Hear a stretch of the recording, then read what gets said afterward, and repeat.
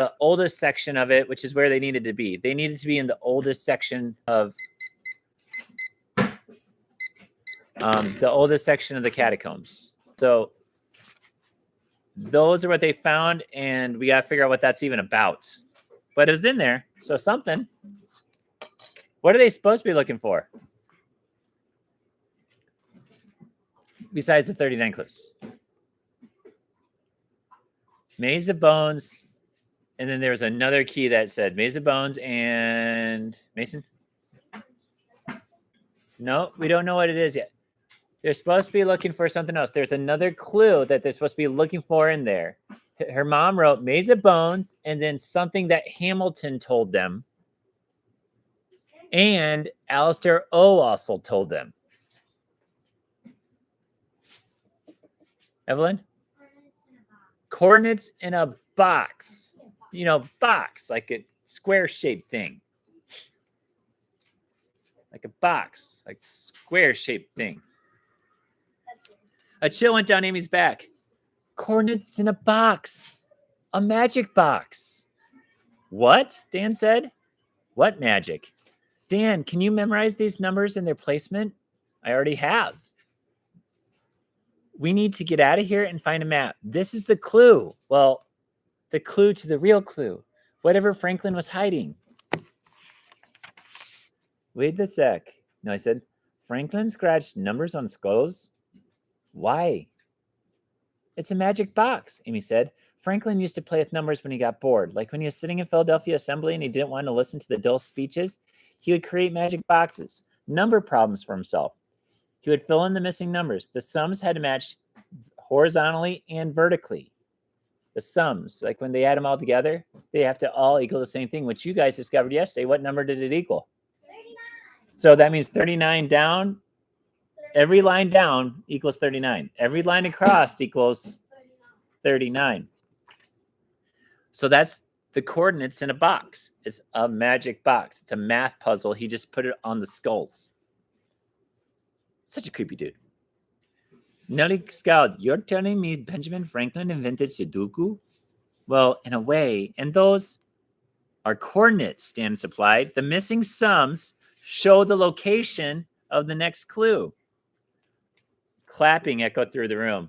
Bravo. Amy turned, standing in the entrance were Ian and Natalie Cabra.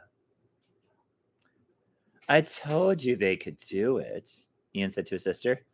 Oh, I suppose, Natalie conceded. Amy hated that even underground in a room full of bones, Natalie managed to look glamorous. She was wearing a black velour catsuit, so she looked like 11 going on 23. Her hair hung loose around her shoulders. The only part of her outfit that didn't match was a tiny silver dart gun in her hand. Perhaps it wasn't all that bad that Irina failed us. You? Dan yelled. You convinced Irina to set us up on the Isle of St. Louis? You almost got us buried in cement. A shame it didn't work, Nellie said. You would have made a fine welcome mat for the mausoleum. But why? Amy stammered. Ian smiled. To put you out of commission, of course, and to give us extra time to find this place. We need to make sure this wasn't some clever misdirection by our dear cousin Irina. I should have noticed the magic box earlier. Thank you for your help, Amy. Now, if you'll move aside, we'll just copy those numbers and be off. Amy took a shaky breath. No. Ian laughed. Isn't she cute, Natalie? Acting like she has a choice. Yes, Natalie wrinkled her nose. Cute. Amy blushed. The Cabras always made her feel so awkward and dumb, but she couldn't let them get the clue. She snatched up a leg bone. One move, and I'll crush the skulls. You'll never get the numbers.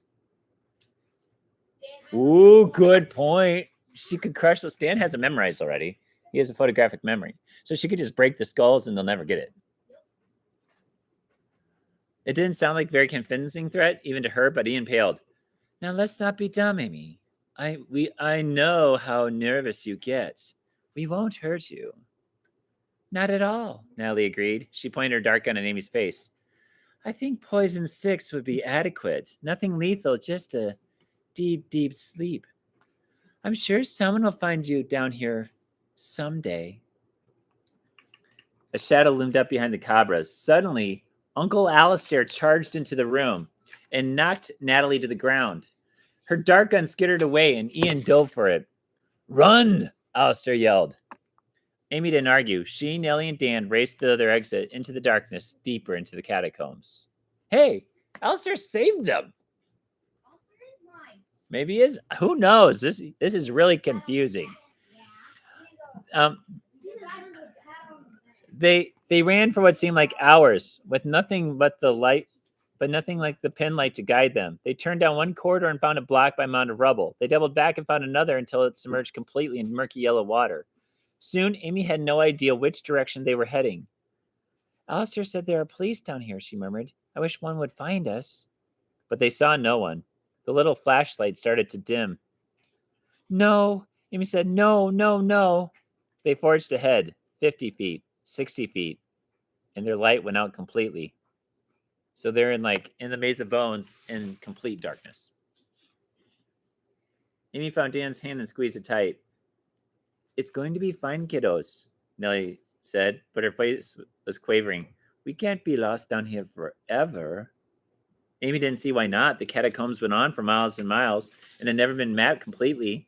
There's no reason anyone would come looking for them. We could shout for help, Dan said. It won't do any good, Amy said gloomily. I'm sorry, guys. This is not how I wanted things to end. It's not the end, Dan said. We could follow one wall until we find an exit. We could. I like how he's a problem solver. Like he's saying things. Shh, Amy said. I'm just saying. Dan, seriously, be quiet. I thought I heard something. The tunnel was silent except for the distant drip of water. Then Amy heard it again. A faint rumbling sound from somewhere in front of them. A train? Nellie asked. Amy's spirits lifted. We must be near a metro station. Come on. She shuffled forward with her hands outstretched. She shuddered as she touched a wall of bones, but she followed the corridor as it twisted to the right. Gradually, the rumbling sounds grew louder. Amy groped to the left. Her hand touched metal. A door, she cried. Dan, there's some kind of lock mechanism here. Come here and figure this out. Where? She found him in the dark and guided his hands to the lock. Within seconds, the hatch creaked open, and they were blinded by electric light. Amy took a few moments to comprehend what she was seeing. The hatch was more like a window than a door, a square opening about 5 feet off the ground, just big enough to crawl through if they climbed up to it. They were eye level at the side of some railroad tracks, metal wooden ties, and something brown and furry was scampering over the gravel bed. Amy jumped. A rat! The rodent regarded her clearly unimpressed, then scurried on its way. It's a rail pit, Dan said. We can climb out and... The light got brighter. The whole tunnel rumbled. Amy fell back and cupped her ears against the sound, like a herd of dinosaurs. A train blasted past in a blur of metal wheels. It sucked the air right out of the tunnel, pulling her clothes and her hair toward the hatch. Just as suddenly it was gone. So they're like underground, and there's like this train tunnel, and they're going out to it, but a train just went by, which is not a big deal. But if they go out onto that train track and don't know how to get out fast enough, we don't know when the next train's coming, right? Because they had just heard the rumbling a little bit ago. So that means trains are coming often, not like every once in a while, but they're coming often. When she sure as her voice would work again, she said, we can't go out there. We'll get killed. Look, Dan said, there's a service ladder about 5 feet down. We'll crawl up to the rails, run to the ladder, and climb on the platform. Easy. That's not easy. What if another train comes? We can time it, Nellie suggested. I've got a clock on my iPod. She pulled out of her pocket, but she hardly pressed the wheel before another train roared by. So just in this short amount of time, 2 trains have gone by.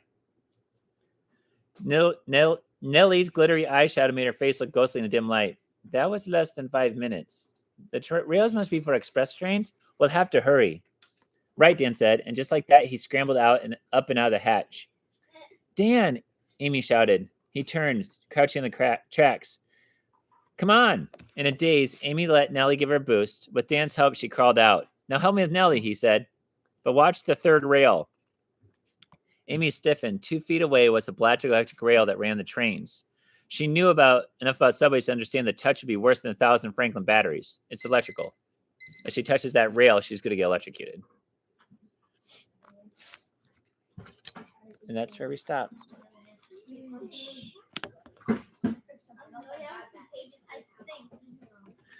Okay.